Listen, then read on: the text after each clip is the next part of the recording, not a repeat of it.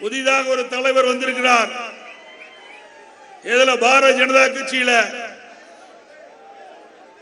அவர் யாருன்னு உங்களுக்கு தெரியும். பிளைட்ல ஏறும்போது பேட்டி கொடுப்பார், இறங்கும்போது பேட்டி கொடுப்பார். பேட்டி கொடுப்பதுதான் அவருடைய வேலை.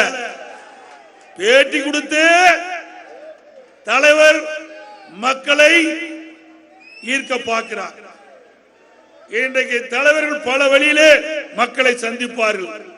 ஆனால் இந்த தலைவர் டெக்னிக்கா அப்பப்போ பேட்டி கொடுத்து மக்களை நம்ப வைத்து வாக்குகளை பெற முயற்சிக்கிறார்.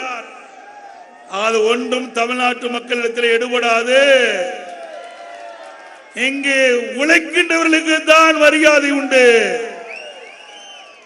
உழைக்கின்ற கட்சி அதிமுக கட்சி, மக்களுக்கு நன்மை செய்த கட்சி அரசாங்கம் அதிமுக அரசாங்கம்.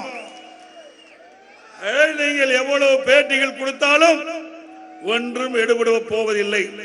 ஏன் நாங்க நினைச்சா பேட்டி கொடுக்க முடியாதா? தினந்தோறும் கொடுத்துக்கிட்டே இருக்கலாம். அதனால நாட்டு மக்களுக்கு என்ன பயன்? எப்பொழுது எதை சொல்ல வேண்டுமோ அப்பொழுது அதை சொன்னால் அது மக்களிடத்திலே நம்பிக்கை கிடைக்கும். எல்லாவற்றிற்கும் பேட்டி, எதுவுமே இல்லை என்று சொல்வதற்கா இல்லை. அனைத்து இந்திய அண்ணா திராவிட முன்னேற்ற கழகத்தை பொறுத்த வரைக்கும் தொண்டன் முதல் நிர்வாகி வரை மக்களுக்கு உண்மை செய்வதை மற்றும் வாக்குறுதியாக கொடுப்பார்கள்.